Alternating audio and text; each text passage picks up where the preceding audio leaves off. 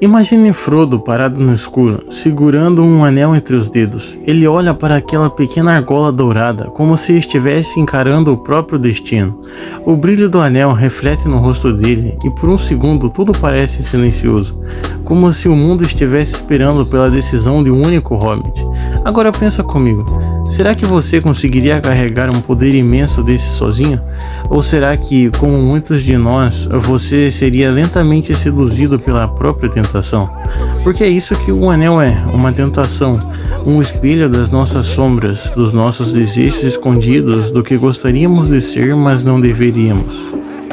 No universo de Tolkien, um anel não é apenas um artefato mágico. Ele é a materialização da vontade de Sauron, da sua malícia, o seu desejo absoluto de controle. Ele foi moldado para dominar todos os outros, para submeter tudo ao seu dono. E ao mesmo tempo ele sussurra promessas lindas, como usa-me, eu posso te ajudar, eu posso te dar o poder de corrigir tudo.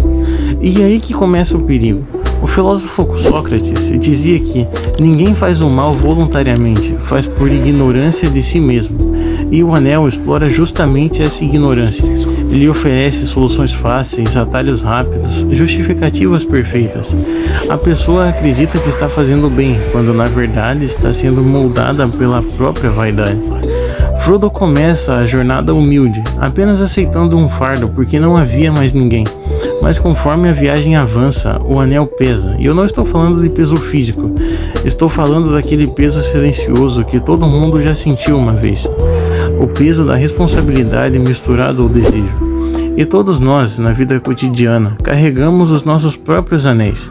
Para uns é ambição, para outros é a necessidade de reconhecimento, para outros ainda é aquele vício emocional, aquela relação tóxica, aquele hábito que promete alívio, mas cobra um preço muito maior. O mais brilhante na história do anel é que não existe uma resposta simples.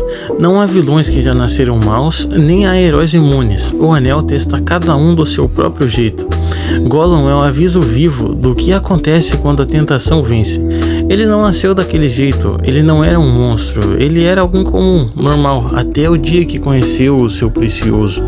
O filósofo Soren Kierkegaard dizia que a angústia é o vértice onde nasce a possibilidade da queda. Gollum vive eternamente nessa angústia. Ele caiu e continua caindo, porque o anel lhe prometeu identidade, prometeu ser tudo o que não era. Quem nunca passou por algo assim? Quem nunca desejou algo tanto, uma pessoa, um status, um talento, uma aprovação, que acabou se perdendo um pouco no caminho? Gollum somos nós quando esquecemos quem somos, apenas para segurar aquilo que achamos que precisamos. Boromir é um dos personagens mais humanos da saga. Ele não quer o anel para dominar o mundo, ele quer para proteger o seu povo. Ele quer salvar sua cidade, quer ser útil. Mas o anel sabe como manipular intenções nobres. E como Aristóteles dizia, a virtude está no meio entre dois excessos. O anel leva Boromir ao excesso, a coragem vira obsessão, a responsabilidade vira desespero e o amor pelo povo vira justificativa para a violência. Boromir cai porque tenta carregar algo que não é dele. Isso também acontece com a gente no mundo real, quando queremos controlar tudo, quando queremos resolver o problema de todos ao nosso redor, quando pensamos que se dependesse de mim tudo seria diferente. Mas esse tipo de pensamento, embora pareça heróico, abre espaço para a tentação do controle, e aí um anel entra. Agora Frodo já é o oposto. Ele não quer um anel, mas o aceita, e isso para Hannah Arendt, filósofa que estudou profundamente a natureza do mal e da responsabilidade, faz toda a diferença. Ela dizia que a responsabilidade é a primeira forma de resistência ao mal. Frodo resiste ao mal não porque é mais forte, mas porque é mais humilde, porque sabe que não é digno do poder. E é exatamente por isso que ele pode carregá-lo. O maior paradoxo do anel é isso: quem deseja o poder não deve tê-lo, e quem teme um poder talvez possa suportá-lo. Frodo não resiste por grandeza, resiste por humanidade. E aqui entra Sam, talvez a alma mais pura de toda a Terra-média. Sam não é sábio como Gandalf, nem valente como Aragorn, nem forte como Boromir, mas é leal, é bondoso e é constante. Sam é aquilo que, como diria o psicólogo Carl Jung, representa a luz que confronta a própria sombra. Jung dizia que ninguém se ilumina fantasiando figuras de luz, mas se tornando consciente da escuridão. Sam é quem ajuda Frodo a perceber essa escuridão sem sucumbir a ela. Ele lembra a Frodo quem ele é, lembra da comarca, lembra da simplicidade, lembra que o mundo vale a pena. E na vida real, Sam representa aquelas pessoas que seguram a nossa mão quando estamos quase desistindo. Aqueles amigos ou familiares que dizem que acreditam em você, que vai com você até o fim e que não te deixam cair. Sam não carrega o anel, mas salva o portador dele inúmeras vezes. E muitas vezes é isso que alguém ao nosso lado faz por nós. Nos salva quando nem percebemos que estamos sendo salvos. Conforme Frodo se aproxima da Montanha da Perdição, o anel fica cada vez mais pesado, a respiração fica curta e a mente fica confusa. Os sussurros ficam mais altos e isso não é só fantasia, é metafórico e psicológico. Hannah Rabbit afirma que o mal se torna banal quando deixamos de pensar. O anel tenta exatamente isso, fazer Frodo parar de pensar e agir por impulso, desejar o poder e ceder sem refletir.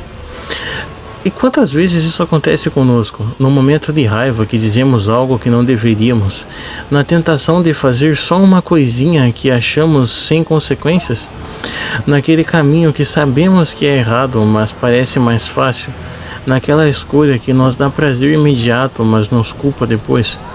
O anel nunca aparece dizendo que vai destruir a sua vida. Ele sempre diz que vai te ajudar e vai ser só uma vez. E assim, passo a passo, nos leva para Mordor. Quando Frodo finalmente chega a um abismo do fogo, ele falha. Sim, ele falha. No momento decisivo, depois de trilhar o impossível de sobreviver ao que ninguém sobreviveria, ele não consegue destruir o anel. E isso é profundamente humano. Porque, como diria Kierkegaard, a maior tentação do ser humano é se tornar aquilo que deseja, mesmo que isso o destrua. Frodo desejou, só por um instante, o poder, e isso já foi o suficiente. Quem salva o mundo não é sua força, mas o seu fracasso combinado com a queda de Gollum. E isso é importante, porque Tolkien nos lembra que ninguém vence sozinho suas trevas internas, nem mesmo o herói. O Anel do Poder não é apenas um vilão da história, ele é um espelho, um símbolo, uma pergunta profunda sobre o que significa ser humano. Ele nos diz que o poder corrompe, mas a tentação nasce bem antes. A bondade é uma estrada longa e cheia de desvios. A humildade é mais forte que a força. Ninguém se salva sozinho, e todo mundo carrega um anel. O seu pode não ser dourado, nem mágico, nem maligno, mas pode ser uma ambição, uma vaidade, um desejo de controle, um medo, um trauma, algo que você insiste em levar mesmo sabendo que te faz mal. O anel de Frodo é a representação dos nossos pesos internos, e cada um tem o seu. Então, agora que chegamos ao fim desta reflexão, eu te pergunto: que anel você carrega? Que fardo você aceita todos os dias sem perceber? E que tentação sussurra no seu ouvido? E quem é o seu Sam, aquela pessoa que te impede de cair? E mais importante ainda, você está disposto a destruir esse anel? Ou vai continuar carregando-o até que ele destrua você? Porque, como diria Aristóteles, somos aquilo que repetidamente fazemos. Se repetimos coragem, nos tornamos corajosos. Se repetimos bondade, nos tornamos bondosos. Se repetimos o egoísmo, bem, você já sabe. No fundo, O Senhor dos Anéis não é apenas sobre uma viagem para destruir um artefato. É sobre uma batalha interior que cada um de nós enfrenta. É sobre resistir àquilo que nos seduz, mas nos corrói. É sobre aprender a deixar ir.